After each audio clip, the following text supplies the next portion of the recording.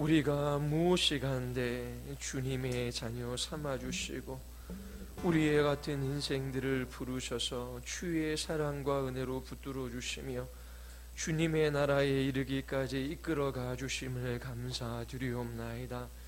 하나님, 이 요한계시록의 말씀을 읽고 듣고 그 말씀 앞에 저희들이 순종하며 나아갈 때에 구원하시는 삼위 하나님의 영광을 보게 하여 주시고 오늘도 우리 안에 또 우리 바깥의 이 역사 가운데 주님의 약속의 말씀을 이루어 가시는 신실하신 주님을 보게 하여 주시옵소서. 참으로 저희들이 이 요한계시록의 말씀을 배워갈 때에 주의 구원하심에 놀라게 하여 주시고 주님께서 어떻게 이 말씀들을 이루어 가시는 것들을 바라보며 저희들이 주의 영광에 감동하게 하여 주시옵소서. 성령 하나님께서 우리의 몸 가운데 역사하여 주시기를 간절히 원하오며 예수 그리스도의 이름으로 기도드리옵나이다. 아멘. 저는 모태 신앙입니다. 어려서부터 교회에 다녔고 거의 교회에 빠져본 적이 없어요. 어렸을 때 제 기억으로 딱 한 번 주일 예배에 빠진 적이 있습니다. 그런데 어려서부터 교회를 다녔으니 수많은 말씀을 들었겠지요. 수요 예배에도 참석했고 또 어머니를 따라 속회라 그러죠. 감리교회는 속회 모임도 갔었고 또 중고등부학교 때 토요일 날 기나팔적 성경 공부도 하고 또 많은 부흥 집회에 참석하기도 했습니다. 그런데 이 요한계시록의 말씀을 체계적으로 가르쳐 주는 목사님과 교사는 없었어요. 요한계시록 하면 좀 어둡고 무서운 생각이 먼저 듭니다. 제가 중학교 때에 그 세대주의 전천년설, 그 마지막 때에 이루어질 일들에 관한 그러한 책들을 이제 본 적이 있습니다. 그리고 몇 년 몇 월 며칠에 주님 오신다라고 하는 그런 이야기들이 있었지요. 그래서 중학교 때도 2살 많은 형하고 함께 그 좀 두렵고 무서운 마음에 교회 예배당에 가서 간절히 하나님 앞에 기도했던 그런 기억이 나요. 그래도 주님 의지하고 주님께 기도하면 좀 두려움이 덜하고 또 구원에 대한 확신도 주시고 또 좀 이렇게 안정과 평안 가운데 그 시간들을 보내지 않을까? 이제 어린 마음에 그런 기대감이 있었던 것 같습니다. 마지막 때에 되어질 일들, 요한계시록 그러면 밝고 그리고 기쁘고 행복한 느낌보다도 어둡고 두렵고 무서운 느낌이 더 많이 드는 게 사실이었어요. 요한계시록을 가르쳐 준 사람도 없고 또 잘못된 그런 요한계시록의 해석에 대한 책이나 이야기들을 많이 들었기 때문에 그렇습니다. 1992년 10월 28일 혹시 그 날짜 기억하십니까? MBC 뉴스에서도 다뤘었는데요. 예수님께서 재림하신다라고 하는 날짜였어요. 담이 선교회라고 들어보셨지요? 이 선교회는 시한부 종말론을 가르쳤어요. 그래서 많은 사람들이 두려워하고 그리고 공포에 떨었지요. 자신들이 다니던 직장을 그만둡니다. 학교도 그만둬요. 그리고 다 공동체로 모여들어요. 그래서 함께 공동생활을 하기도 하고 그리고 주님 오신다라는 그 날에 사람들이 다 모여서 기자들도 막고 문도 닫았던 그런 사건이 있었습니다. 이렇게 종말에 대한 잘못된 가르침으로 인하여 많은 사람들이 미혹당하고 두렵고 공포에 떨었던 그런 기억들이 있습니다. 이 시한부 종말론이 한국교회를 혼란에 빠뜨렸지요. 제가 그때 읽은 책도 조금 기억하면 10세 전후의 어린아이들이 하나님께 직통 계시를 받았다라고 주장하며 이제 공개적으로 방언을 하는 겁니다. 그런 간증책들이 많았거든요. 그리고 그 방언하는 것을 이제 통역하는 사람들이 있었어요. 그 통역의 주된 내용은 10월 28일에 예수님이 재림하시고 성도들은 휴거한다라고 하는 거예요. 그래서 그 날을 준비하라라고 하는 것이 그 어린아이들이 방언으로 그렇게 집통계시를 받아서 했던 내용들이라고 그렇게 책에 쓰여져 있었습니다. 정말 많은 사람들이 사업도 정리하고 가정과 직장을 떠났어요. 세상을 등지고 그들만의 공동체 안으로 들어가지요. 정상적인 삶의 모습이 아니었습니다.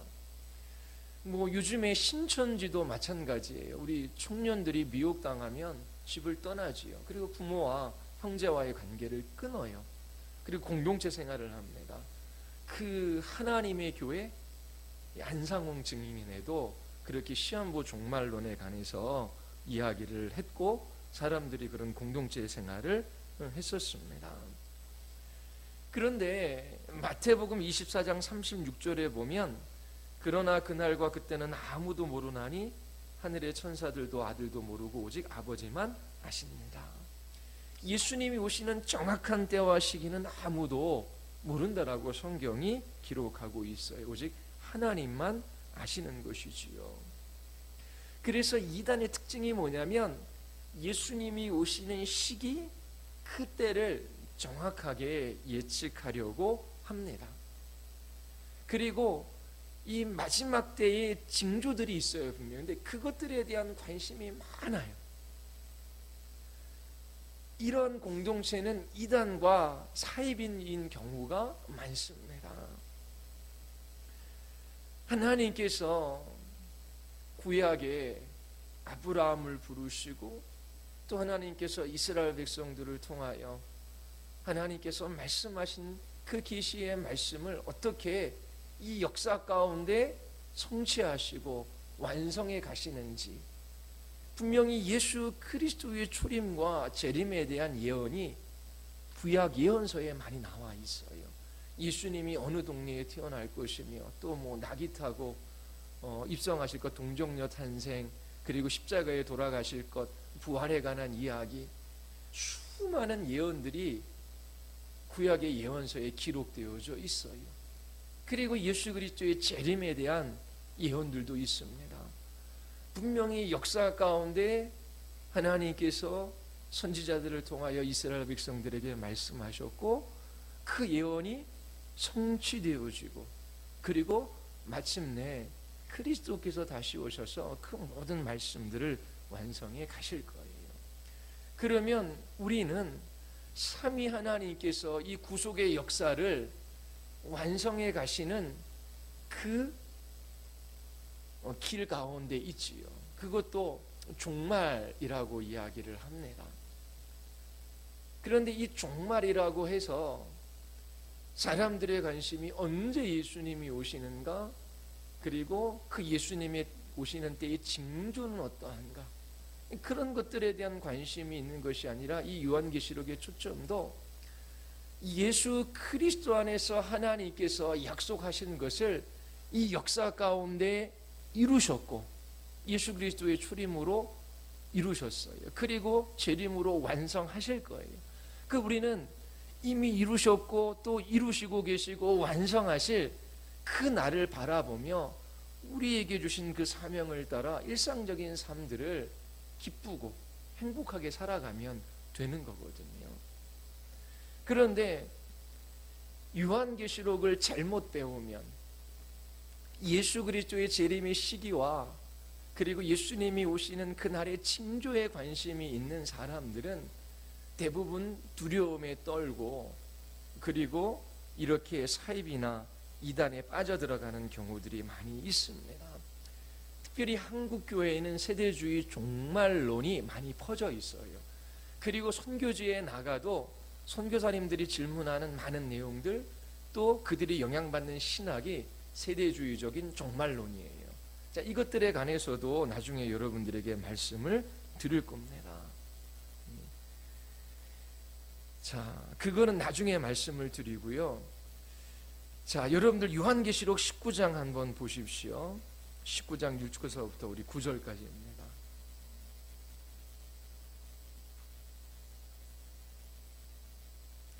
요한계시록 19장 6절서부터 우리 9절까지의 말씀인데 우리 같이 한번 읽을까요? 다 같이 시작.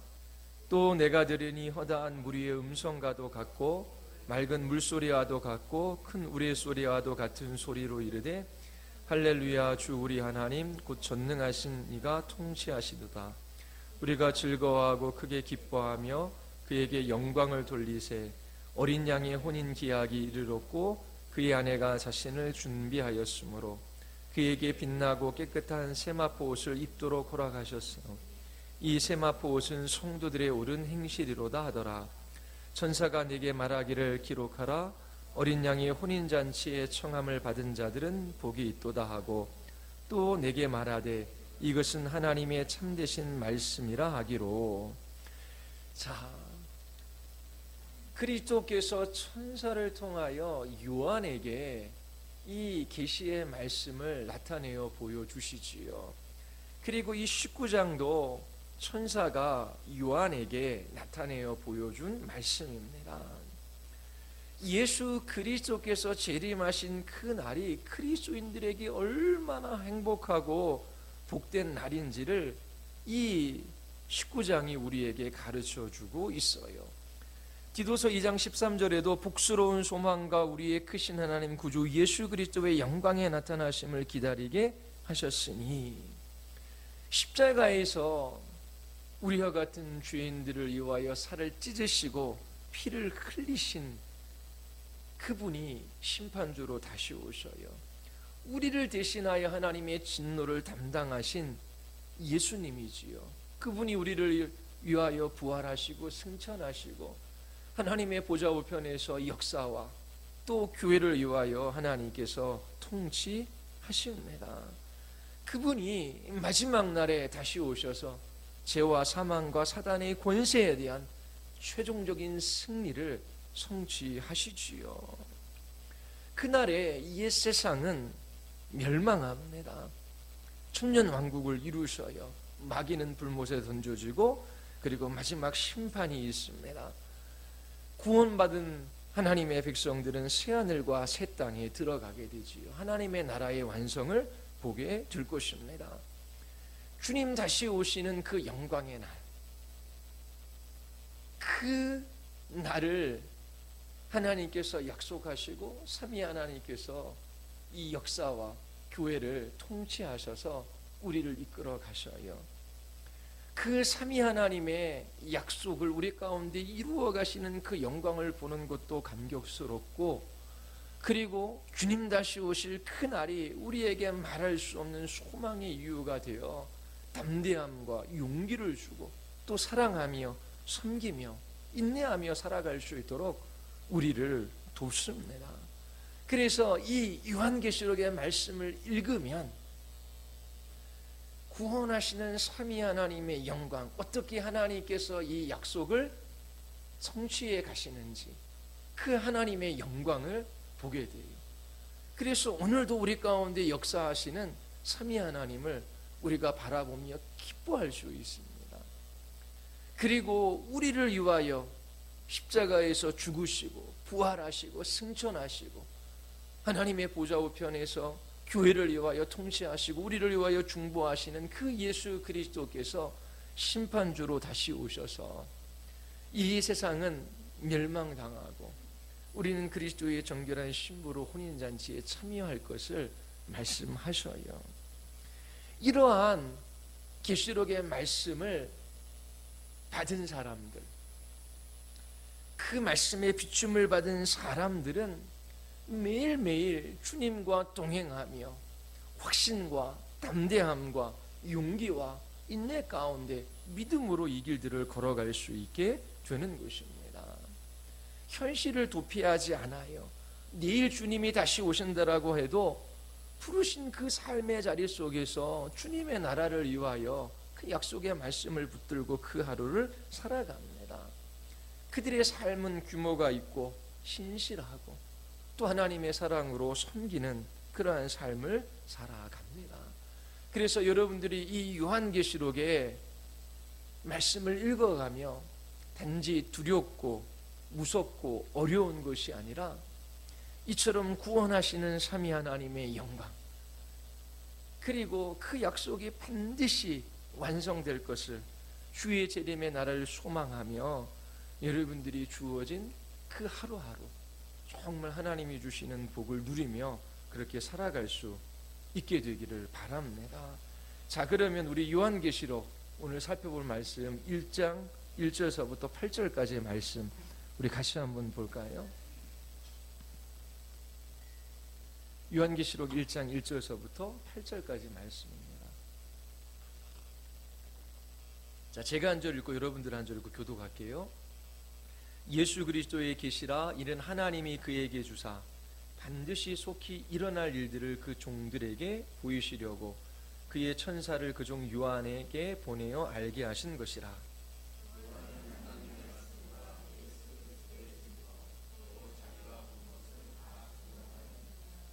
이 예언의 말씀을 읽는 자와 듣는 자와 그 가운데 기록한 것을 지키는 자는 복이 있나니 때가 가까움이라.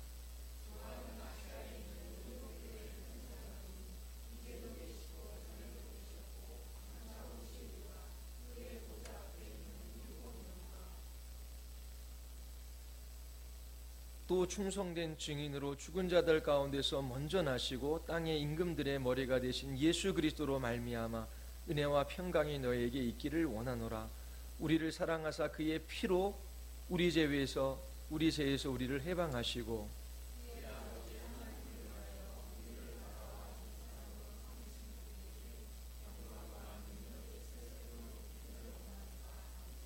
볼지어다 그가 구름을 타고 오시리라. 각 사람의 눈이 그를 보겠고 그를 찌른 자들도 볼 것이요 땅에 있는 모든 족속이 그로 말미암아 애곡하리니 그러하리라. 아멘.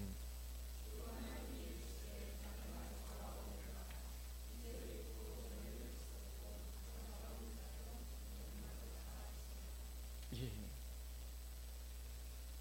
자, 우리가 읽은 이 요한계시록 서론 부분은 세 부분으로 이루어져 있어요. 1절부터 3절까지의 말씀, 요한계시록이 어떤 책인지를 우리에게 알려주고 있습니다. 자, 중요한 단어가 예수 그리스도의 계시라라고 하는 것이고요. 또 그 책의 성격을 우리에게 알려주는데요.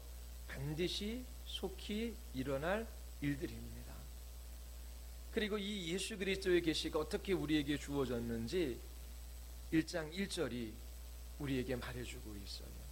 그리고 3절은 이 말씀을 읽고 듣고 지키는 자가 복이 있다. 그러니까 이 요한계시록의 말씀은 믿는 우리들에게 복된 책입니다. 이 책을 읽으면 기쁘고 복된 그리스도인의 삶을 살아갈 수 있어요. 자, 그래서 1절부터 3절까지는 요한계시록이 어떤 책인가를 우리에게 가르쳐주고 있고요.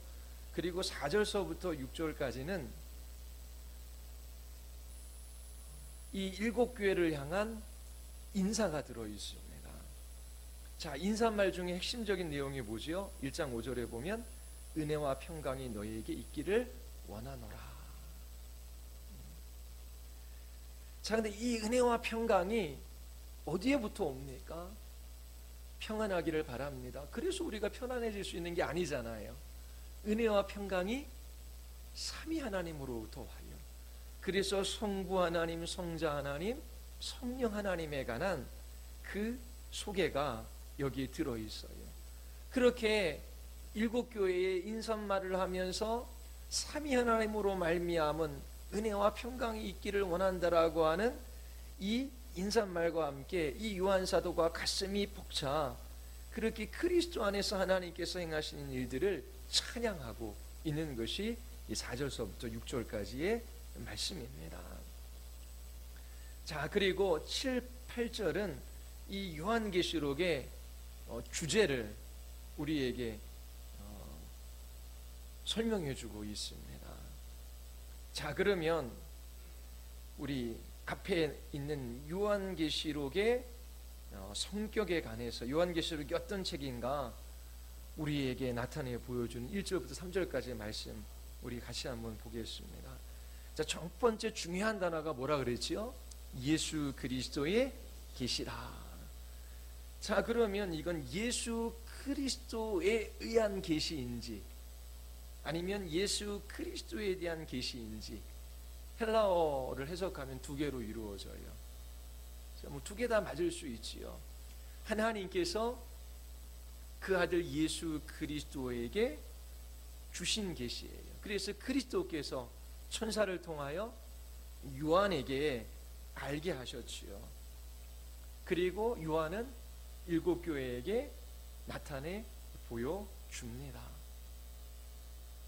자, 예수 그리스도에 관한 이야기 아니면 예수 그리스도께서 하나님께 받은 그 말씀 두 가지가 다 성립이 됩니다. 자, 그런데 이 요한계시록을 시작하며 이 요한계시록은 예수 그리스도의 계시라 왜 하나님의 계시라고 안 했을까요? 자, 그 이유는 첫 번째 하나님과 예수님은 동등된 분이심을 나타내기 위함이지요. 그리고 예수 그리스도께서 오시기 전 구약의 선지자들의 그 모든 계시는 하나님의 계시라고 그렇게 표현을 했어요.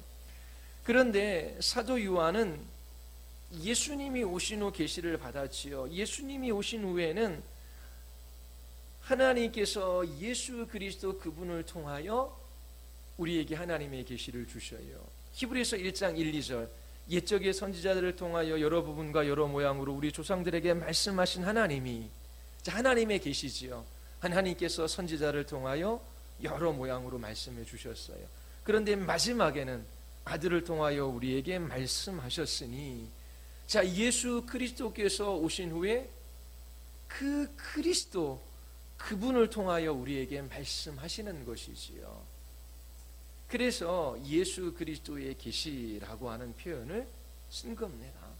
자, 이 요한계시록은 하나님께서 예수 그리스도에게 주신 그 계시의 말씀이지요. 하나님과 예수님은 동등돼요. 그래서 예수 그리스도의 계시라고 했고 또 하나님께서 예수 그리스도 그분을 통하여 하나님의 계시를 나타내기에 예수 그리스도의 계시라고 하는 이 말을 사용한 것입니다.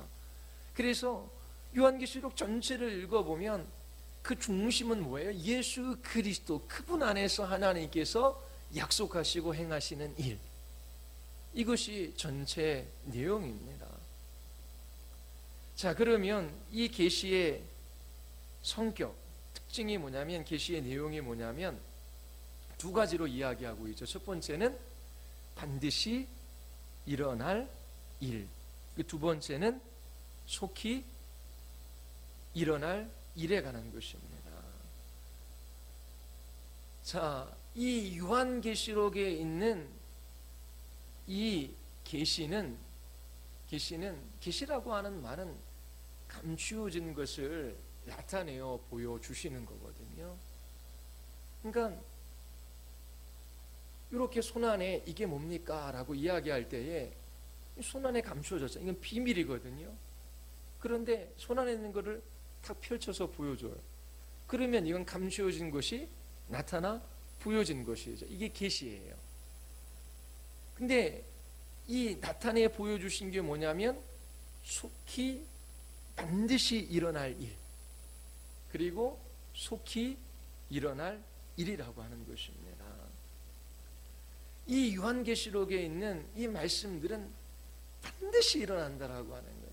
사람들은 미래를 예측하지요. 그리고 미래를 준비합니다. 그런데 그 일이 정말 일어날지 안 일어날지, 요즘에 뭐 강남 아니고 이 송파, 뭐 서초 이쪽에 부동산 관련돼서 여러 가지 이제 법적인 제약들을 하잖아요. 그런데 앞으로 부동산 경기가 어떻게 될 것인가, 부동산 업자들이 예측을 해요. 그 예측을 따라 땅을 팔 것인가, 집을 팔 것인가, 살 것인가, 그걸 결정하잖아요. 근데 사람들이 예측하는 건 맞을 수도 있고 안 맞을 수도 있어요. 그런데 이 요한계시록의 말씀은 어떻게 된다고요? 반드시 일어날 일이다라고 하는 거예요. 그리고 속히 되어질 일들이다. 자, 이 속히 되어질 일들이라고 하는 이 의미를 알기 위해서는 구약 성경, 다니엘서를 봐야 돼요. 그래서 요한계시록을 잘 해석하려면 구약의 다니엘서, 그다음에 스가랴서, 그러한 예언서들을 잘 알아야 합니다. 왜냐하면 구약 성경의 표현들을 이 요한 사도가 사용해서 이 요한계시록을 펼쳐 보여주고 있기 때문에 그래요. 자, 다니엘서 2장 28절 한번 보겠습니다. 2장 28절에서 30절입니다. 2장 28절에서 30절.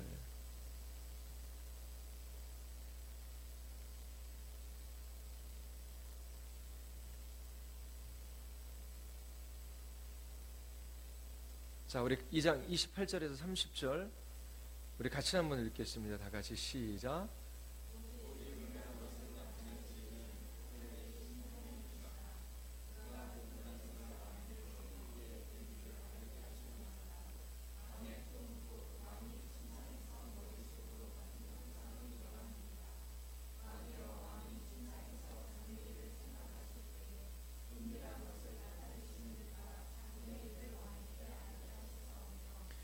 내가 이 은밀한 것을 나타내시면 내 지혜가 모든 사람보다 낫기 때문이 아니라 오직 그 해석을 왕에게 알려서 왕이 마음으로 생각하던 것을 왕에게 알려주려 하심이니이다.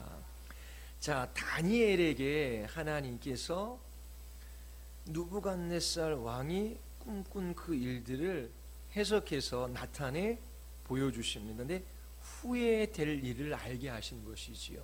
여기서 후에라고 하는 것은 마지막 날에, 종말에라고 하는 그 단어로 해석할 수 있습니다. 자, 그게 어떤 내용이에요? 다니엘서 2장 45절 47절 한번 보겠습니다. 45절 47절 우리 같이 한번 45절부터 47절 다 같이 시작.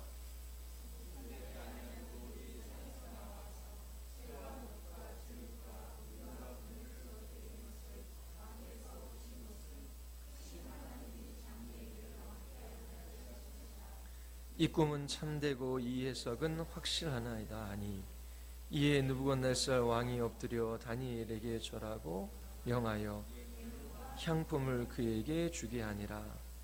왕이 대답하여 다니엘에게 이르되 너희 하나님은 참으로 모든 신들의 신이시요 모든 왕의 주제시로다. 내가 능히 이 은밀한 것을 나타내었으니 네 하나님은 또 은밀한 것을 나타내시는 이시로다. 자, 이 45절에 보면 손대지 아니하는 한 돌이 산에서 나와 새와 녹과 진흙과 은과 금을 무너뜨린 것. 자, 이게 뭐에 관한 것입니까? 손대지 아니한 한 돌. 이 저희들 배웠기에 예수 그리스도. 그분이 새와 녹과 진흙과 은과 금. 이건 이 세상 나라거든요. 그러니까 이 세상 나라들이 무너지고 하나님의 나라가 완성되어진다라고 하는 그러한 계시의 말씀입니다. 이것이 어떻게 해요? 후에 될 일이에요. 이것을 느부갓네살 왕에게 알게 하셨는데 그가 해석하지 못했죠. 그래서 하나님께서 다니엘을 통하여 그 꿈을 해석하게 하시고 나타내 보여주셔요. 그것은 후에 종말에 마지막 날에 될 일을 알게 하신 것이지요. 이 다니엘서에 나와 있는 후일에 될 일을 알게 하셨나이다 라고 하는 이 표현을 요한 사도가 빌어 쓰는 것입니다. 요한 사도는 어떻게 이야기를 해요? 반드시 속히 일어날 일들, 후에 일어날 일들, 속히 일어날 일들. 자, 다니엘의 입장에서는 후에 일어날 일들이잖아요. 그렇죠? 예수 그리스도께서 오셔야 돼요. 그 오심에 대한 계시예요. 그리고 예수 그리스도 안에서 하나님께서 행하시는 그 일들, 그리고 마침내 주님의 나라를 완성하실 거예요. 이처럼 하나님께서는 느부갓네살 왕의 꿈을 다니엘을 통해 해석하게 하시고 그것은 후에 일어날 일들이다 라고 그렇게 기록하게 하셨어요. 그리고 요한 사도는 그 다니엘에게 나타내어 보여주신 그 계시가 어떻게 해요? 반드시 속히 일어날 일들이다. 그러니까 요한 사도의 입장에서는 어떻게 해요? 속히 일어날 일이지요. 예수 그리스도께서 오셨어요. 이 계시록은 90년에서 100년 사이에 쓰여졌다라고 그렇게 추정합니다. 예수 그리스도의 출임이 오셨어요. 그러니까 어떻게 해요? 이루어진 것이고 또 하나님의 나라가 완성될 거잖아요. 그러니까 속히 반드시 이루어질 일이라고 하는 이 의미가 여기 있어요. 그러면 지금 속히라고 하는 이 말의 의미는 예수 그리스도의 재림의 때, 그때가 가까이 왔다라고 하는 그 말의 의미도 들어있지만 그것은 좀 작아요. 더 중요한 건 뭐예요? 바로 다니엘을 통하여 하나님께서 계시해 주신 그것이 이 역사 가운데 어떻게 해요? 이미 이루어졌고, 그리고 그것을 하나님께서 완성하실 것이다. 구약에서 보면은 미래에 대한 전망이 있잖아요. 이게 후에 일어날 일들이거든요. 후에 일어날 일들이에요. 전망이 있어요. 이 구약적 전망이, 구약에서 바라본 일들이 요한 사도의 입장에서는 어떻게 해요? 이 성취되어졌고 그리고 앞으로 성취될 거예요. 그래서 이 종말이라고 하는 것은 예수 그리스도의 출임과 재림 사이를 나타내는 단어입니다. 그러면 다니엘서는 후에 이루어질 예수 그리스도의 출임과 재림 사이에 이루어질 그 계시를 받은 거예요. 그리고 요한 사도는 역사 가운데 그 계시가 성취되어졌고 또 앞으로 완성되어질 것, 그것들을 바라보고 있는 것이지요. 자, 그래서 이 종말이라고 하는 것은 구속사의 시간표를 말하는 것입니다. 자, 주님의 재림이 임박했다라고 하는 거기에 초점이 있는 것이 아니라 다니엘을 통해서 주님께서 계시해 보여주신 것을 이미 그리스도의 출임으로 성취되어졌고 또 그 그리스도로 말미암아 하나님께서 약속하신 것들이 지속적으로 이루어질 것이고 마침내 그 모든 것들이 완성될 것이다. 그래서 초점은 종말이라고 했을 때, 속히라고 했을 때에 이 단어의 초점은 어디에 있다? 예수님이 오시는 그때와 시기가 아니라 이 성취가 이루어지고 그리고 완성되어지는 그 구속사적인 시간표에 이 초점이 있는 것입니다. 그런데 이걸 해석할 때 어떻게 해요? 속히 이루어지는데 왜 예수님 안 오시는가?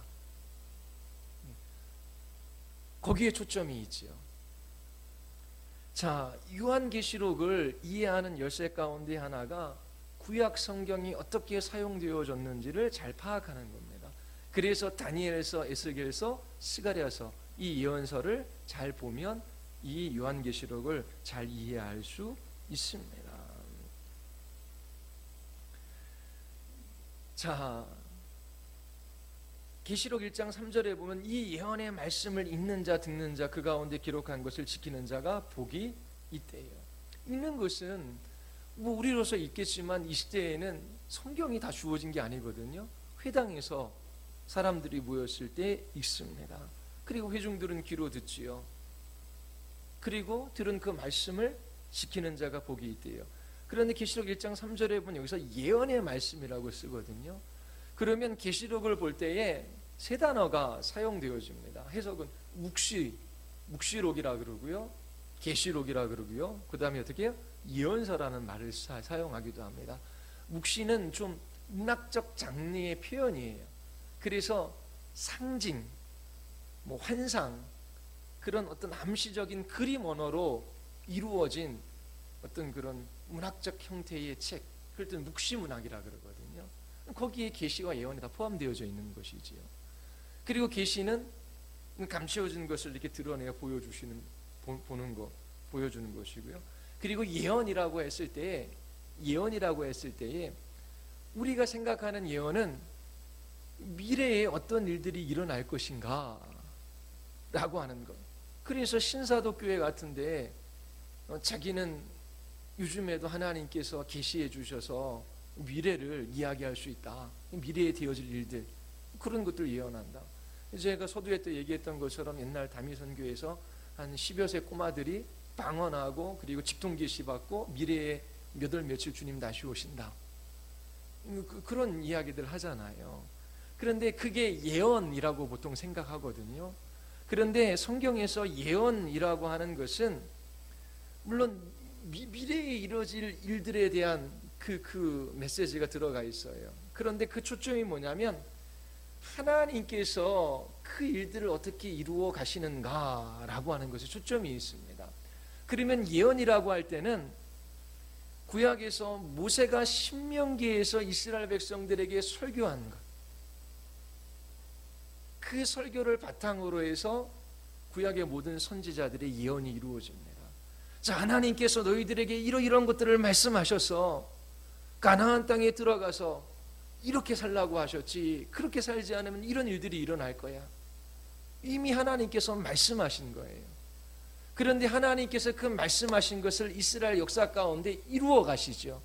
그래서 구약의 선지자들이 예언한다라고 했을 때는 하나님께서 주신 약속의 말, 특히 이 모세오경의 말씀, 이것을 기반으로 해서 하나님께서 어떠한 일들을 행하시는가, 그것이 다 예언이에요. 그러면 우리가 한 가지, 사람들이 예언에 관심이 있는데 그 예언은 뭐예요? 우리 아이들이 기도받고, 야, 너는 문과를 가지 말고 이과를 가야 돼. 너는 직업을 이걸 선택하지 말고 이걸 선택해야 돼. 그런 걸 원해요. 그 무당을 찾아가서 길 찾기를 원해요. 그런데 성경에서 이야기하는 예언은 하나님께서 말씀하신 것을 어떻게 성취하시는가에 초점이 맞추어져 있는 것입니다. 그러면 하나님께서 이 역사에 되어질 일들, 그것을 구약에 말씀하셨고, 그 구약의 다니엘을 통해서 말씀하신 것이 성취되어졌고, 또 그리스도 안에서 그것들이 완성되어질 거예요. 그러니까 하나님께서 말씀하시는 것이 어떻게 역사 가운데 완성되어지는가, 성취되어지는가, 여기에 초점을 두고 예언을 하는 겁니다. 짜장면집을 해야 될까요? 아니면 돈가스 집을 해야 될까요? 그런 것이 예언이 아니에요. 사람들의 관심은 무당에 찾아가서 묻듯이 그런 것들에 관심이 있는 것이지요. 어떻게 하면 잘못된 선택을 줄이고 그래도 하나님께서 인정해 주신 안정적이고 평안한 삶을 살아갈 것인가, 기독교 신앙과 상관이 없는 것입니다. 그러면 이 예언의 말씀을 지키는 것이 무엇인가? 그럼 나와 있어. 예언의 말씀을 지키는, 하나님께서 이미 그리스도 안에서 약속하신 것, 그걸 붙들고 오늘을 살아가는 것입니다. 이 계시록도 그리스도 안에 하나님께서 약속하신 것이 있어요. 그것을 붙들고 하나님 앞에 살아가는 그 사람이 복되다라고 하는 것입니다. 반드시 속히 이루어질 일들입니다. 그 그리스도 안에서 약속하신 걸 붙들고 살아가는 거예요. 자, 우리 두 번째는, 자, 인사말과 송영이잖아요. 자, 1장 4절에 보면은 어느 교회 보내지요? 아시아에 있는 7교회. 자, 아시아라고 하는 것은 유럽에서 볼 때의 아시아예요. 그렇죠? 그래서 중앙아시아도 있고, 우리는 어느 아시아예요? 극동, 동아시아잖아요. 유럽의 동쪽에 있기 때문에 그래요. 유럽 중심으로 이렇게 이제 단어들을 붙인 것이죠. 근데 이 아시아라고 해서 지금 여기는 터키 지역이거든요. 그래서 5개 대륙과 이 터키 지역이 맞닿아 있습니다. 자, 그러면 여기서 이제 7교회에 편지하노니라고 하는데, 왜 7교회, 아시아의 7교회라고 했을까요? 앞으로 요한계시록을 읽어가면 또 성경도 구약 동안 7이라고 하는 숫자가 성경에서 중요합니다. 그러면 7이라는 숫자가 처음 나온 게 언제지요? 창세기. 하나님께서 천지를 창조하시죠. 6일째 창조하시고 7일 때 쉬시잖아요.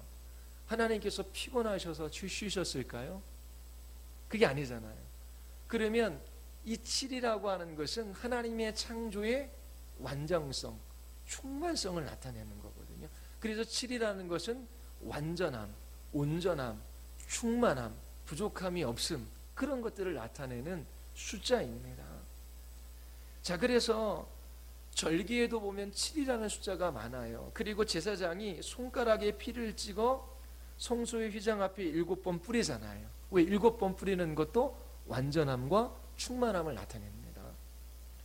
자, 분명히 아시아에 있는 7교회예요. 자, 역사 속에 있었던 실제 교회이고, 그리고 또 이 7교회가 그 시대에 많은 교회들을 대표하는 교회였습니다. 이 대표하는 교회들은 책임이 있는 거예요.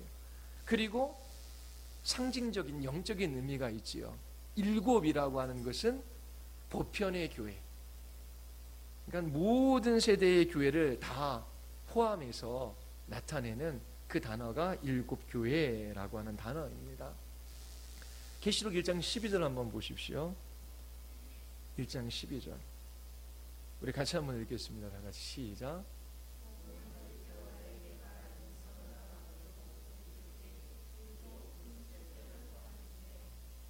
자, 여기서 7금초대는 어디를 나타내죠? 7교회를 나타내잖아요. 그렇죠? 그러면 7금초대라고 하는 것은 그리스도의 초림과 재림 사이에 존재하는 하나님의 백성 전체를 나타냅니다. 그래서 여기서 7교회는 신약의 모든 보편의 교회를 상징적으로 나타내는 표현이에요. 역사적으로는 실제적이고 대표적인 교회들이고요.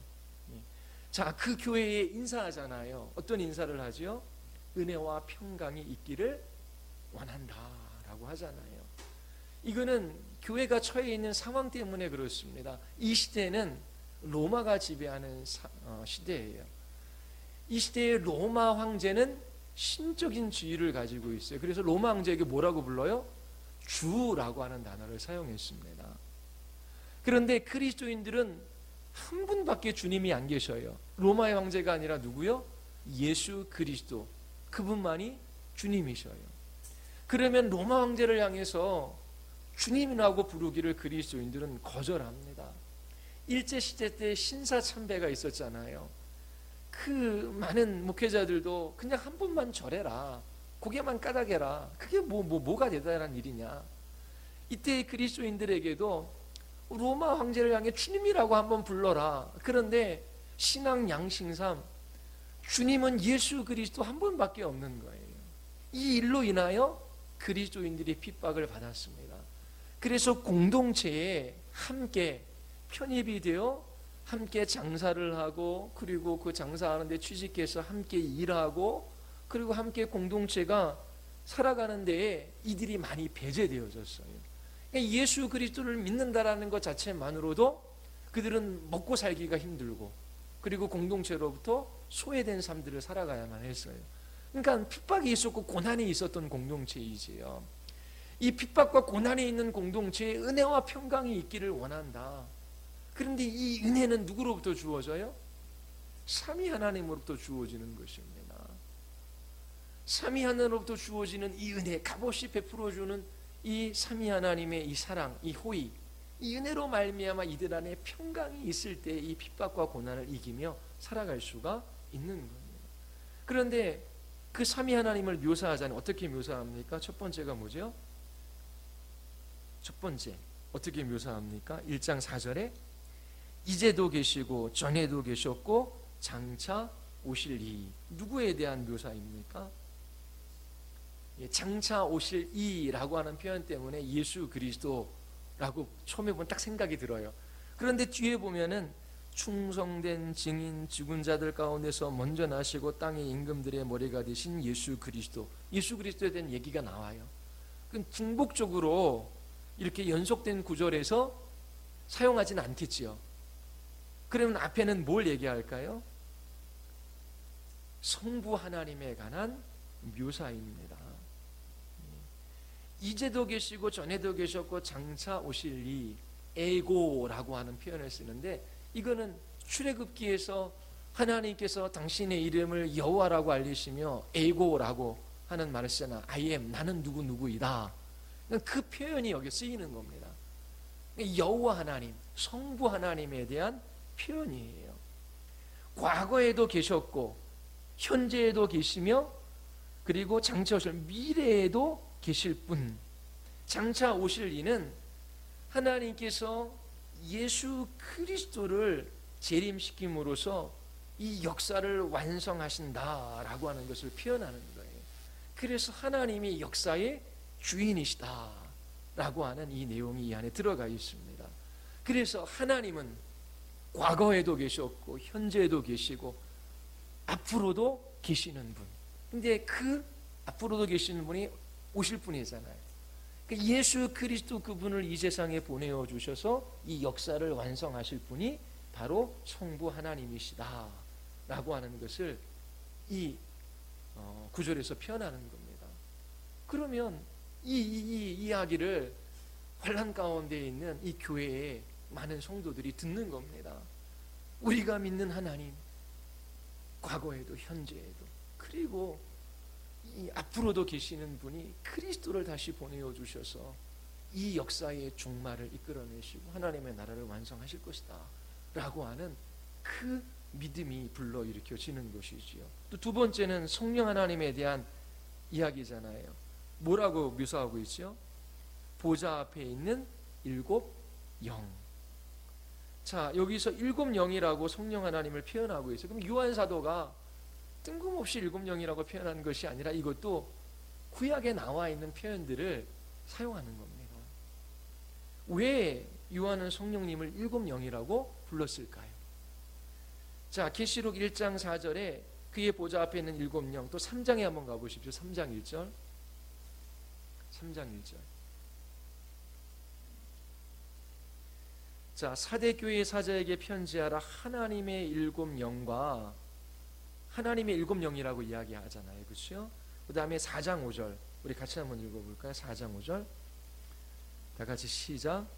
보좌로부터 번개와 음성과 우레소리가 나고 보좌 앞에 켠 등불 일곱이 있으니 이는 하나님의 일곱 영이라.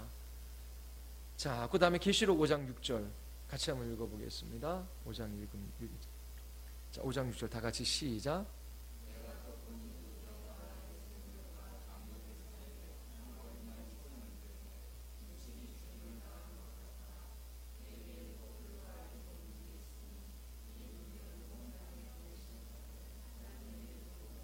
예, 뭐라고 표시합니까?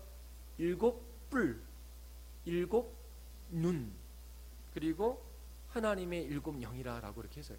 그러면 일곱 영, 뭐 일곱 뿔, 일곱 등불, 일곱 눈 이런 표현을 사용해요. 자, 이런 표현이 스가랴서 4장의 배경을 두고 있는 것입니다. 스가랴 4장 한번 보겠습니다. 4장 1절.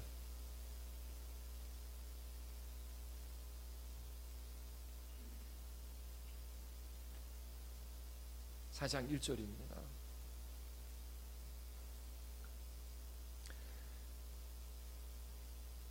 사장 1절서부터 4절까지 말씀입니다.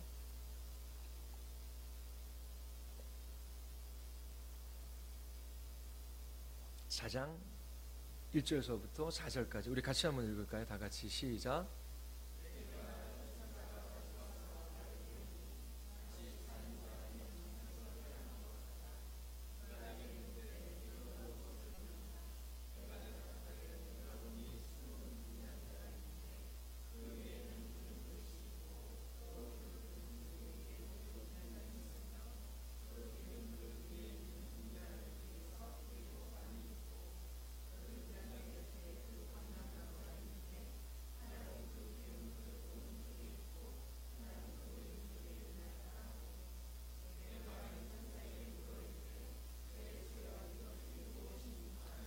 예, 뭐 환상제 순금 등장 때 일곱 등잔, 일곱 관, 두 감람나무가 보여. 이게 뭡니까? 묻잖아요. 4장 10절에 뭐라고 답합니까? 천사들에게 물었는데요. 4장 10절에 같이 한번 읽어보겠습니다. 같이 시작.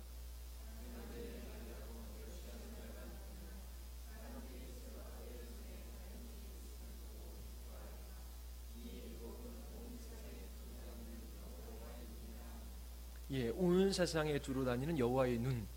자, 여기서 계시록에서도 7눈에 대한 표현이 나오잖아요. 5장 6절에요. 이게 이 스가랴 선지자의 이 예언을 바탕으로 한 겁니다. 자, 그리고 11절 같이 한번 읽을까요? 내가 그에게 물어 이르되 등잔대 좌우에 두 감람나무는 무슨 뜻이니까 하고 14절 다 같이 시작. 이르되 이는 기름 부음 받을 자들 둘이니 온 세상의 주 앞에 서 있는 자들이라 하더라. 스가랴서 아시잖아요. 제2 성전 완성입니다. 바벨론 포로로 해서 돌아왔어요. 성전을 완성하는데 누구를 통해서 하나님께서 일들을 이루셔요? 기름 부음 받은 사람 두 사람 누구예요? 수르바벨과 제사장 여호수아를 말하는 거예요. 두 감람나무는 성령 하나님의 충만하심을 입고 성전 완성을 건축할 지도자를 나타나는 것이지요. 자, 이 스가랴의 환상은 하나님께서 지도자들에게 성령 하나님을 충만히 부으셔서 성전을 건축할 것을 말씀하시는 장면이에요. 자, 이 스가랴 4장에 7등불을 가진 등대와 두 감람나무의 환상이 의미하는 것이 4장 6절입니다. 4장 6절이 핵심되는 구절인데 같이 한번 읽어보겠습니다. 다 같이 시작.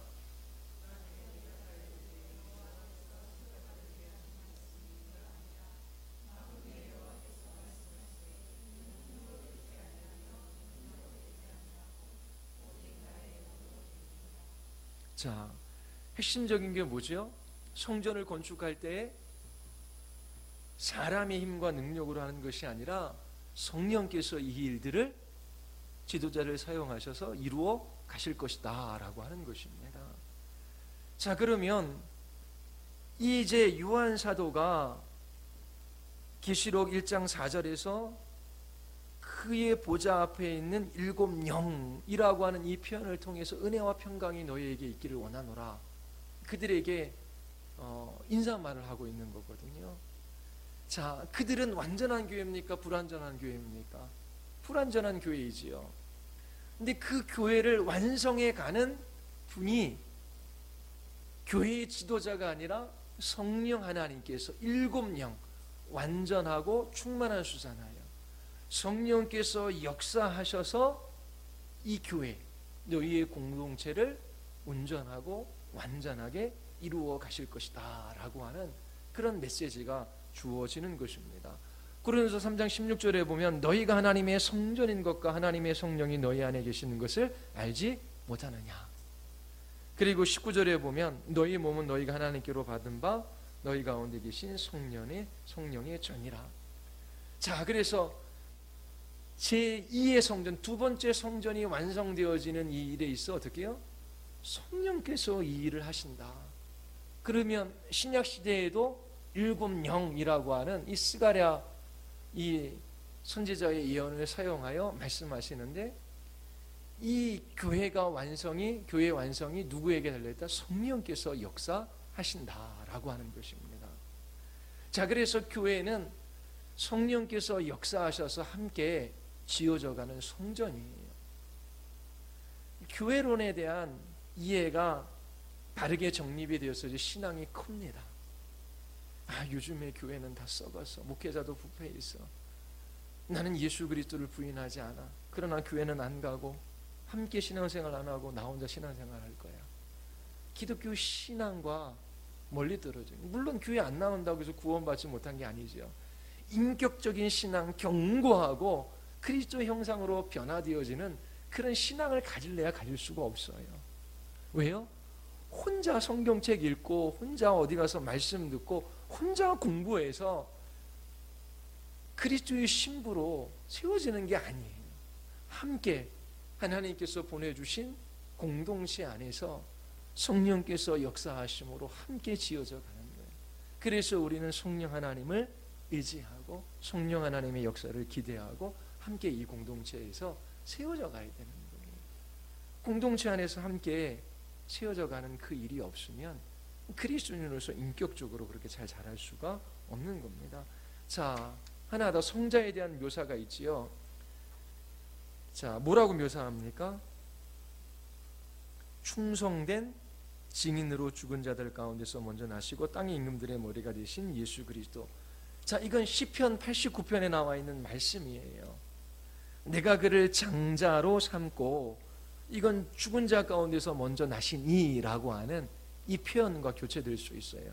또 세상 왕들에게 지존자가 되게 하며 또 궁청의 확실한 증인의 달같이 영원히 견고하게 되리라 하셨도다. 자, 예수님은 충성된 증인이십니다. 증인은 그가 보고 들은 것을 증거하는 거잖아요.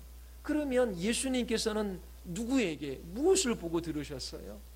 하나님 아버지가 예수 그리스도에게 보여주시고 들려주신 그 일들을 이 땅 가운데 하기 위하여 오신 거예요. 그거는 예수 그리스도의 십자가의 죽으심으로 말미암아 하나님의 백성들을 구원하시는 거잖아요. 진리의 복음, 그것을 증거하시고 십자가에서 죽으시는 거예요. 자, 예수님께서 충성된 증인이 되셨지요. 우리도 충성된 증인으로 하나님께서 부르십니다. 그리고 두 번째, 죽은 자들 가운데서 먼저 나신 분이라고 하는데 두 가지 의미를 가지고 있어요. 예수 그리스도께서 죽음을 이기셨다라고 하는 것이고, 또 부활의 첫 열매가 되셨다라고 하는 것입니다. 자, 예수 그리스도께서 부활의 첫 열매가 되셔서 이제 새 창조의 역사를 이루어 가시는 거예요. 예수 그리스도와 함께 죽고 다시 살게 하는 것이죠. 그 부활은 이미 시작된 것입니다. 우리의 옛사람 그리스도와 함께 죽었어요. 그리고 우리는 새롭게 피조되었어요. 새로운 피조물이 되었지요. 그래서 우리는 날마다 그리스도와 함께 죽고 다시 사는 경험을 해요. 자기를 부인하고 예수 그리스도를 믿는 믿음으로 살아가지요. 그리고 마침내 우리의 몸도 그리스도와 같은 부활체의 몸으로 완성되어질 것입니다. 예수 그리스도께서 이처럼 너희들을 새롭게 창조하셔서 부활의 역사가 그들 안에 일어나고 있다라고 하는 것을 알려주고 있는 것이지요. 이 부활의 사건은 단지 미래일 뿐만 아니라 현재 일어나고 있고 지금 성취되어지는 일입니다. 그리고 세 번째, 땅의 임금들의 머리가 되신다라고 하는 건, 땅의 임금들은 그리스도를 대적하는 이 세상의 왕들을 나타내기도 하고 사단의 세력도 포함합니다. 예수님께서 어떻게 해요? 그들의 왕이 되셨다, 임금이 되셨다라고 하는 것은 적대의 세력을 제압하시는 분, 예수님이 왕 중에 왕이시다. 자, 로마의 황제 시저가 주라고 하는데 그가 참된 임금이 아니다. 주님은 예수님이시다. 그가 교회와 역사를 통치하시고 모든 대적자들을 물리치셔서 반드시 승리하게 하신다라고 하는 메시지를, 이 예수 그리스도가 어떠한 분이신지를 소개하며 그들에게 지금 나타내어 보여주고 있는 것입니다. 이처럼 삼위 하나님, 과거에도 현재에도 앞으로 계셔서 역사를 주관하시는 그 성부 하나님으로 인하여, 그리고 너희들이 불안하고 그리고 여전히 연약하지만 너희들 가운데 성령께서 역사하셔서 그 공동체를 이루시고 완성해 가실 것이고, 예수 그리스도께서 그 진리를 따라 죽으셨고 그리고 예수 그리스도의 부활로 말미암아 첫 열매가 되셔서 새로운 창조를 시작하시고, 또 그분이 역사를 주관하시는 왕이시다. 그 모든 대적자들을 물리치시는 그분으로부터 너희들이 은혜와 평강이 있기를 원한다, 이 인사말을 하는 겁니다. 그러면서 이제 송영하는 것이지요. 찬양하는 것입니다. 그것이 1장 5절 하반절하고 6절에 있어요. 예수님이 우리를 사랑하셔서 그의 핏값을 지불하고 우리를 죄에서 해방시키셨어요. 예수님이 우리를 하나님을 섬기는 나라와 제사장으로 만들어 주셨지요. 그분에게 영광과 능력이 세세토가 있기를 원하노라라고 지금 찬양을 하고 있습니다. 자, 제사장 나라가 되며 거룩한 백성이 되는 것, 이거는 출애굽기 19장 6절에서 출애굽한 이스라엘 백성들에게 하나님께서 말씀하시는 거예요. 그때는 뭐라고 말씀하시냐면 제사장 나라가 되며 거룩한 백성이 되리라 라고 하는 미래적인 시제를 사용하셔요. 그런데 이 계시록에서는 어떻게 해요? 미래적 시제가 아니라 나라와 제사장으로 삼으셨다라고 하는 이 표현을 사용하시는 겁니다. 과거에 일어난 일이라고 하는 거예요. 나라라고 하는 것은 주님의 통치를 받는 나라가 되지요. 뿐만 아니라 나라라고 하면 주님과 함께 통치하는 그러한 권세가 그리스도인들에게 있다라고 하는 것입니다.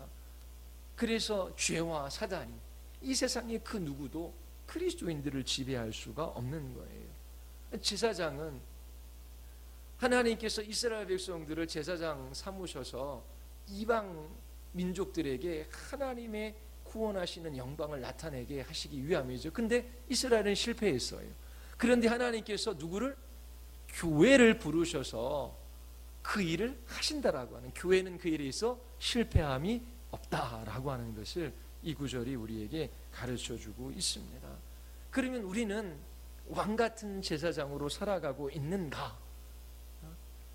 다른 것에 어떠한 것에도 종로로 하지 아니하고 예수 그리스도 한 분, 그분에게 종이 되고 모든 것에 자유함으로 자발적으로 섬기는 종의 삶을 살아가는가?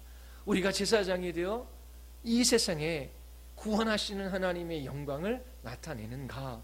그것이 우리가 묵상해 볼 수 있는 내용입니다. 자, 그리고 중요한 주제가 7, 8절에 나옵니다.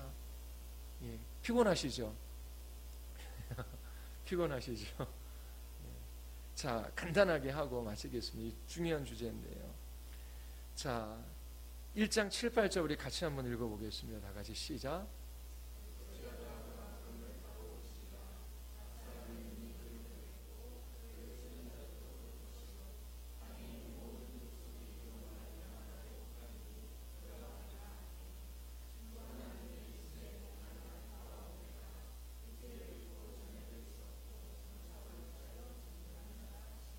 예, 볼지어다 그가 구름을 타고 오시리라.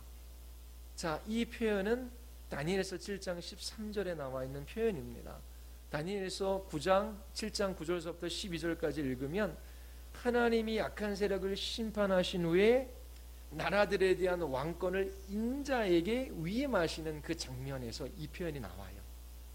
메시아적 왕권의 성취입니다. 그 다음에 각 사람이 눈이 그를 보겠고 그를 찌른 자들도 볼 것이요 땅에 있는 모든 족속이 그로 말미암아 애곡하리니 그러하리라. 이거는 스가랴 12장 10절을 나타내는 말이에요. 그를 찌른 자들은 요한복음 19장 37절 말씀에 나오는 거고요. 자, 그래서 이 구절을 해석할 때에 볼지어다 그가 구름을 타고 오시리라 라고 하는 것을 예수 그리스도의 재림으로 해석하는 그러한 분들이 많이 계셔요. 또 하나는 볼지어다 그가 구름을 타고 오시리라고 하는 건 예수 그리스도께서 마침내 오셔서 그 나라를 완성하는 것이 아니라 예수 그리스도의 초림과 십자가의 죽으심과 부활하심으로 메시아적 왕권이 누구에게? 예수님에게 주어졌어요. 그리고 스가랴서 12장 10절을 읽어보면 하나님을 배반한, 하나님을 칼로 찌르는 그 이스라엘 백성들에게 하나님께서 간구하는 심령을 부어주셔서 그들로 하여금 회개하게 하실 것이라고 하는 거예요. 그래서 요 1장 7절의 말씀을 단지 예수 그리스도의 재림, 그것을 표현하는 것이 아니라 예수 그리스도의 출임으로 말미암아 왕권을 성취하신 그 예수 그리스도, 그분께서 회개의 영을 주셔서 온 민족 가운데 돌이켜 회개하는 사람들이 나타날 것에 대한 예언이지요. 예수 그리스도께서 찾아오셔요. 그리고 하나님을 대적하고 그리스도 없이 살아가는 그 사람들에게 이렇게 은총과 간구하는 심령을 부어주셔서 애통하게 하고 회개하게 하시는 일들이 일어날 것이다 라고 하는 그 내용으로 해석하는 것이 더 타당합니다. 그것이 7장 13절에 놓여져 있는 문맥과 스가랴서의 그 문맥과 일치한다라고 저는 봐요. 자, 그래서 다음 주에 다시 한번 할 겁니다. 그리고 1장 8절에 보면 자, 주 하나님이 이르시되 나는 알파요 오메가요 이제도 있고 전에도 있고 장차 올 자요 전능한 자라. 앞에 성부 하나님에 대한 묘사와 겹치는 부분이 있어요. 자, 요한계시록 1장 7절과 8절, 이게 뭐냐면 예수 그리스도께서 왕권을 성취하시고 그리고 은총과 간구하는 영을 부어주셔서 모든 민족 가운데 돌이켜 회개하는 자들을 부르실 거예요. 그리고 마침내 재림하시겠지요. 그러면 이 요한계시록의 주제는 이 예수 그리스도께서 이 역사 가운데 그렇게 은총과 또 간구의 영을 부으셔서 돌이켜 회개하게 하시고 그 구속을 이루어 가신다라고 하는 거기에 초점이 있는 것입니다. 그래서 계속 이 요한계시록의 해석을 종말의 때에 이루어질 그리스도의 재림의 시점, 종말에 나타나는 현상 분명히 있어요. 그런데 그런 부분들을 이야기하지만 거기에 초점이 있는 것이 아니라 이 삼위 하나님께서 어떻게 구속의 역사를 이루어 가셨는지, 그래서 구약의 예언이 어떻게 그리스도 안에 성취되어졌고, 그리고 지금도 그 일들을 이루고 계시고, 그리고 어떻게 그 약속이 완성될 것인지, 이것까지 계시록이 쭉 펼쳐서 보여주고 있는 것입니다. 그리고 8절은 이러한 삼위 하나님의 구속하심이 반드시 완성될 것에 대한 도전과 같은 역할입니다. 왜요? 하나님이 알파요, 모든 역사의 시작이시고 끝이셔요. 그리고 전능자셔요. 그 권능으로 이 역사를 이루어 가셔서 반드시 주님께서 약속하신 것을 성취하실 것이다 라고 하는 그 도장을 지금 이 8절에서 찍고 있는 것입니다. 자, 구약의 예언의 말씀, 다니엘서에 그리고 수많은 예언서에 예수 그리스도의 오심에 대한 약속이 성취되어졌어요. 예수 그리스도 그분을 보십시오. 단지 유대인 그리고 랍비에 불과합니까? 그는 참 사람이시오, 참 하나님이셔요. 어떻게 예수 그리스도께서 오셔서 어떠한 죽음을 당하실 것인지, 그 안에 이루어질 일들에 관한 예수님이 오시기 전 수백 년, 수천 년 전에 예언됐어요. 알파요 오메가요, 전에도 있고 장차 올 자 전능하신 하나님께서 그 예언, 그 약속의 말씀을 이루셨고, 그리고 또 예수 그리스도 그분 안에서 그 약속하신 것을 이루어 가시고 주님 다시 오실 날에 그 모든 것들을 성취하실 거라고 하는 것입니다. 그래서 역사를 주관하시는 전능하신 하나님, 그분에 관한 소개로 이 서론을 마치는 것입니다. 그러면 이제 역사 가운데 어떻게 그 일들이 성취되었고 퍼져나가고 있는지, 그것들을 우리에게 요한계시록이 이야기해 줍니다. 예. 자, 어떻게 좀 눈에 들어오십니까? 그래서 이거를 더 세세하게 해야 되나, 아니면 또 좀 두문두문하다가 나중에 또 설교를 해야 되나, 그런 고민이 있습니다. 근데 서론에 있는 1장 1절서부터 8절까지의 말씀을 한번 읽어보십시오. 그리고 7교회에 주시는 말씀이고, 그리고 7교회뿐만 아니라 예수 그리스도의 초림과 재림 사이에 있는 모든 보편의 교회에 주시는 말씀입니다. 하나님께서 우리의 눈을 열어주셔서 구약의 말씀을 읽고 그것이 어떻게 역사 가운데 이루어졌고 또 그 이루실 일들을 우리가 바라보며 정말 감동하며 감격하며 그렇게 하나님 앞에 믿음으로 살아갈 수 있게 되기를 바랍니다. 우리 같이 한번 기도하시겠습니다. 우리 같이 한번 기도할 때에, 여러분, 우리는 앞으로 무슨 일이 일어날지 잘 몰라요. 그래서 불안해하지요, 두려워하지요. 예수 그리스도 그분을 바라보십시오. 이미 수백 년, 수천 년 전에 하나님께서 그리스도 안에서 약속하신 것을 이루셨고, 또 지금도 이루어 가시고 앞으로 그 모든 약속을 완성해 가실 것입니다. 하나님은 알파요 오메가요, 이전에도 있고 전에도 있었고 장차 올 자여 전능하신 분이셔요. 우리의 눈을 열어 이러한 하나님을 보게 하여 주시고, 저희들이 앞으로 요한계시록 공부를 통해서 참으로 저희들이 기쁘고 복된 그리스도인의 삶을 살아갈 수 있도록, 또 하나님께서 이 교회의 진리의 말씀을 허락하여 주시도록 우리 같이 한번 기도하겠습니다.